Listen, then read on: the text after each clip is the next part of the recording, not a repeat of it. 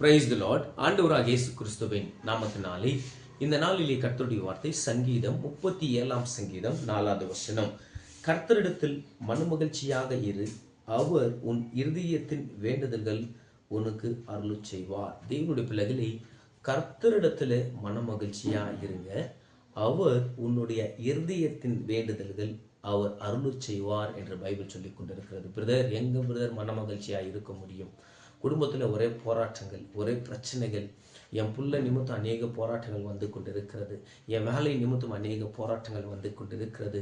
வீட்டுக்கு போனாலே எனக்கு நிம்மதி இல்லை, எனக்கு ரெஸ்டே இல்லை. நான் என்னதான் பண்ணுவது அந்த பிரதர், நான் என்னதான் செய்வது என்று நீங்கள் இந்த நேரத்தில் கலங்கி இருக்கலாம். இந்த நேரத்தில் நீங்கள் கவலைப்பட்டு கொண்டிருக்கலாம்.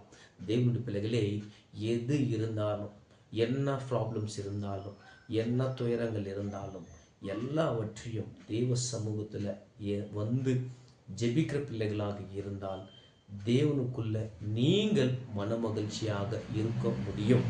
இன்னைக்கு எந்த குடும்பத்தில் போராட்டங்கள் இல்லை, எந்த குடும்பத்தில் பிரச்சனைகள் இல்லை. எல்லாருடைய குடும்பத்தில் பிரச்சனைகள், துயரங்கள், கண்ணீர் எல்லாமே இருக்கிறது. ஆனாலும் நம்ம கர்த்தரை அந்த இடத்துல, எந்த இடத்துலையும், எந்த நேரத்திலையும் அவர்கிட்ட வந்து நம்ம ஜெபிக்கிற பிள்ளைகளாக இருக்க வேண்டும். எந்த இடத்துல அவரை நம்ம விடக்கூடாது.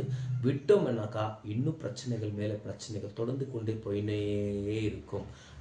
அதுக்கு நம்ம இடம் கொடுக்கக்கூடாது. சாத்தான் சில பிரச்சனைகளை குடும்பத்தில் கொண்டு வருவான், துயரங்களை கொண்டு வருவான்.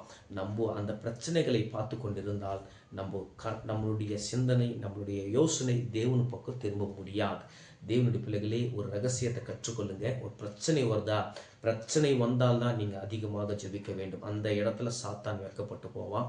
நம்மளுடைய தேவனுடைய நாமம் மகிமைப்படும். இந்த நேரத்தில் நீ எதுக்காக ஒரு வேண்டுதல் செய்து கொண்டு இருக்கலாம். உன்னுடைய வேண்டுதல்களை கர்த்தர் நிறைவேற்றுவார். கர்த்தர் இந்த வார்த்தை மூலியமா உன்னோடு பேசினார் என்று நான் விசுவாசிக்கிறேன். கர்த்தர் தாமே உன்னை ஆசீர்வதிப்பாராக. ஆமேன், ஆமேன், ஆமேன்.